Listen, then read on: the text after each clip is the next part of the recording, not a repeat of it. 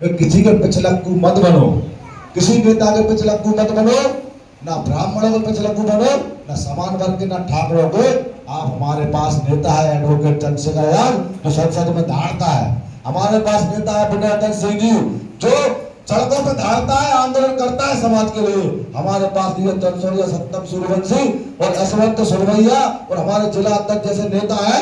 इनके साथ आप मिलकर काम कीजिए। ये समाज की बात को सही जगह पहुंचाने का काम करेंगे और न्याय की बात करेंगे साथियों। ये गुना जिला आप लोगों से मैं कह रहा हूं, इस गुना जिले में भीम आर्मी पहले बहुत कमजोर थी, मैंने देखा था। लेकिन जब से हमारे यहाँ संभाग अध्यक्ष जी की नियुक्ति की सत्यम सूर्यवंशी ने और यहाँ जो मेहनत की है और हमारे यहाँ पर जिला अध्यक्ष को नियुक्त किया है, उससे आज दिख रहा है कि हाँ भीम आर्मी को नामा है। दूसरा, हमारे यहाँ पर पूर्व जिला अध्यक्ष जिला प्रभारी राजपाल यादव जी है, उन्होंने इस पेड़ को लगाया था। उन्होंने इस पेड़ को लगाया है तो इस पेड़ को लगा करके इस जिला अध्यक्ष जी को दिया है कि ये मैंने पेड़ लगाया है। इस पेड़ को बड़ा करना, समय समय पर पानी देना, समय समय पर सारी व्यवस्था करना, ये जिम्मेदारी आज आपकी है हमारे जिला अध्यक्ष जी के लिए। ऐसा इन लोगों ने भाई आज पेड़ लगा कर दिया है और इस पेड़ को बड़ा करने की जिम्मेदारी हम सब कार्यकर्ताओं की है। उसमें मैं भी आता हूँ, मैं भी एक कार्यकर्ता।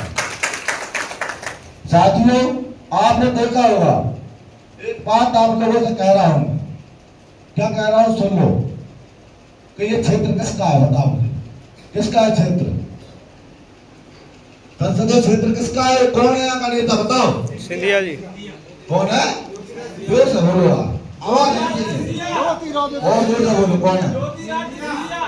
सारे लोगों ने बधाई जम गया पीछे वालों की। दो सारे लोग सिंधिया। जो डर लग रहा है सिंधिया से, डर लग रहा है सिंधिया से। वो सिंधिया भाई है जो बाबा साहब का विरोध करता है। अगर वो सिंधिया अगर doctor B are Ambedkar ji का समर्थक होता तो वो आज स्टेटमेंट देता कि हाई कोर्ट में मूर्ति लगना चाहिए, मेरा संसद की क्षेत्र है और ग्वालियर का मैं रहने वाला हूँ। सबसे पहला स्टेटमेंट ज्योतिरादित्य सिंधिया का आना चाहिए, सबसे पहला स्टेटमेंट ज्योतिरादित्य सिंधिया का आना चाहिए। लेकिन उसके गले में आरएसएस का पट्टा पड़ा है। किसके गले में? ज्योतिरादित्य सिंधिया गले में आरएसएस का पट्टा पड़ा है। इसलिए आज वो अम्बेडकरवाद की बात नहीं कर रहा है, इसलिए वो हाई कोर्ट में मूर्ति लगाने की बात नहीं कर रहा है। अगर सिंधिया कुछ कहेगा तो वहां से मोहन भागवत जी उस पट्टे को खींचेंगे और सिंधिया की जबान फलीबंद हो जाएगी।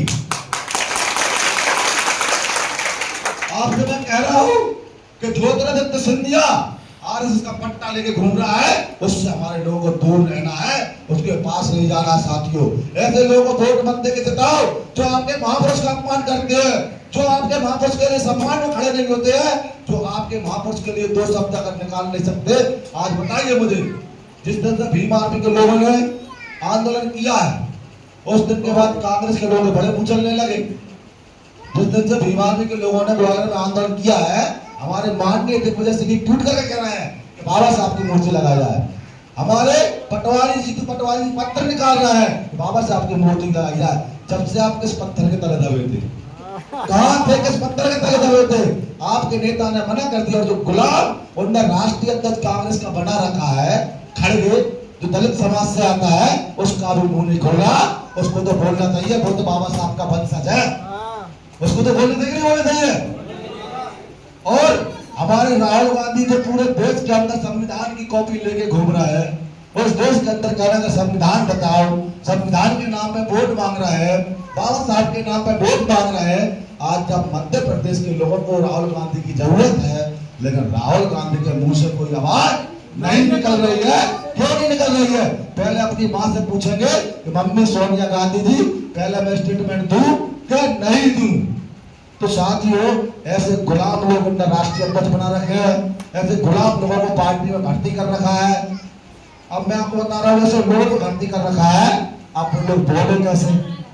अब भाई हर आदमी सुनील बने से तो हो नहीं सकता किसी के खिलाफ बोल जाए, क्योंकि मुझे मतलब नहीं है नेतागिरी से, मैं एक सामाजिक कार्यकर्ता हूँ। मुझे मतलब नहीं है राजनीति से, मैं एक सामाजिक कार्यकर्ता हूँ। मुझे मतलब है मेरे समाज से, जो समाज सामने बैठा है, मेरी जो माता बहन सामने बैठी है, उससे मतलब है। मुझे उन नेताओं का मतलब नहीं है, और डर उनको होगा उन नेताओं के पैसे से, उन नेताओं का घर चलता होगा, डर उनको होगा, लेकिन मुझे किसी बात का डर नहीं है। मैं तो ग्वालियर में भी लट्ठी लेकर चला गया था और मैंने कह दिया था कि तुम जहां मिलोगे ही पीटूंगा। ये भीम आर्मी के लोग हैं, ध्यान लोग भाई, तो मैं डरने वाला नहीं हूं।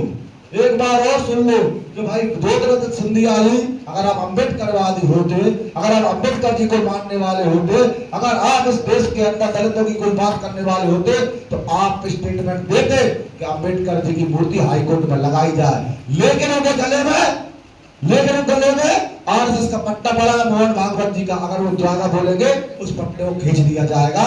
तो साथियों, इनसे बहुत दूर रहना है आप लोगों को। ये बड़ा सोचने का विषय है। अब बड़ा आप देखिए, आपको कल ही घटना बता रहा हूं सारे लोगों को। क्या बता रहा हूं? कल एक घटना हुई, बताता हूं क्या घटना हुई है। मैं कल सुप्री गया, सुप्री कार्यक्रम किया। एक हमारे बीरू जाकर का कई कार्यकर्ता है गौड़ा रस के, उसको एक दिन पुलिस ने मारा पीटा और जेल भेज दिया 151 में। लड़ाई दो पक्षों में हुई। एक पक्ष ने हमारी महिलाओं को मारा, जबकि उन्होंने हमारी महिलाओं को मारा, उनको छोड़ दिया। और जिस व्यक्ति ने कुछ नहीं किया उसे जेल भेज दिया। पुलिस प्रशासन जाती है, बात करती है, इस बात से तय है। जब मैं पहुंचा तो मैंने कहा नहीं टीआई साहब, FIR तो होगी, FIR तो होगी, नहीं तो भीम आर्मी वाले लोग हैं। और भीम आर्मी का आजकल 1100 वोल्टेज का झटका बड़ा खतरनाक लग रहा है। ठीक है, हम भीम आर्मी वाले हैं, उठ के सड़क में बैठ जाएंगे। ऐसा ना हो कि FIR चक्कर में तो लोग वर्दी हाथ में लेकर तुम्हें घर जाना पड़े। ठीक है, क्योंकि हमारे भीम आर्मी के लोगों ने कई टीआईओ की वर्दी उतरवा दी है प्रदेश के अंदर। भीम आर्मी के लोगों ने कई टीआईओ की वर्दी उतार दी है, कई टीआईओ को लाइन अटैच कर दिया है, कई एसपीओ को सस्पेंड करवा दिया है। ये भीम आर्मी के लोगों की ना सरकार है, ना पक्ष में ना विपक्ष में, लेकिन हमारे पक्ष में हमारा समाज है। जहाँ कहते हैं हम लोग लेफ्ट लेके पहुंचते हैं और हम लोग धरना देने का काम करते हैं। आप लोगों से कह रहा हूं इस बात को मैं कि सिंधिया इस बात को नहीं दे सकता स्टेटमेंट। बेसिकली उसके बारे में कह रहा हूं, संसदीय क्षेत्र है। मुझे पता है हमारे संसदीय क्षेत्र में कितनी सिंधिया जी ने मूर्ति लगवाई बाबा साहब की, और जहां लग रही है उल्टा वहां आपत्ति लगाने का काम किया। एक स्टेटमेंट दे रहा हूं अभी मैं आपको। मेरे जिले का मामला है, यहाँ से सुनर 45 किलोमीटर दूर है। एक बड़ा गांव है, उस बड़ा गांव में 12 बीघा जमीन पर एक रघुवंशी ने कब्जा कर रखा है, सुग्रीव सिंह रघुवंशी। उस जगह पर कब्जा कर रखा है, और वो हमारे लोगों की जगह थी पहले से। हमारे लोग सामने मकान बने हुए, लेकिन हमारे लोगों ने मांग की इस जगह को खाली किया जाए, लेकिन प्रशासन ने उस अतिक्रमण को खाली भी किया है। लेकिन हमारी मांग है कि बाबा साहब की मूर्ति महाराज सिंधिया जी लगाएं। लेकिन महाराज सिंधिया जी के पास जब हम लोगों ने लोगों को पहुंचा, सिंधिया जी के पास लोगों को पहुंचाया, तो सिंधिया जी के कान खड़े हो गए, क्योंकि रघुवंश सिंह के खिलाफ जा ही नहीं सकते सिंधिया जी, क्योंकि रघुवंश सिंह के वोट से जीते हैं, रघुवंशियों की वजह से जीते हैं। तो सिंधिया जी ने अभी तक कोई स्टेटमेंट उसमें नहीं लिया, न कलेक्टर ने लिया। तो बड़ा गांव में हम लोग बहुत जल्द जैसे ही आपका दौरा खत्म होगा, तो सबसे पहले हम भीम आर्मी की तरफ से जा करके हम लोग वहां मूर्ति रखने का काम करेंगे और बताएंगे कि हमें आपकी जरूरत नहीं है, हमें आप जैसे लोग जरूरत नहीं है, भीम आर्मी खुद मजबूत है। और जहाँ भीम आर्मी खड़ी है वहां तो प्रतिमा लग ही जाएगी। मैं आप लोगों से एक बात और कह रहा हूँ कि हम लोग हमारे संगठन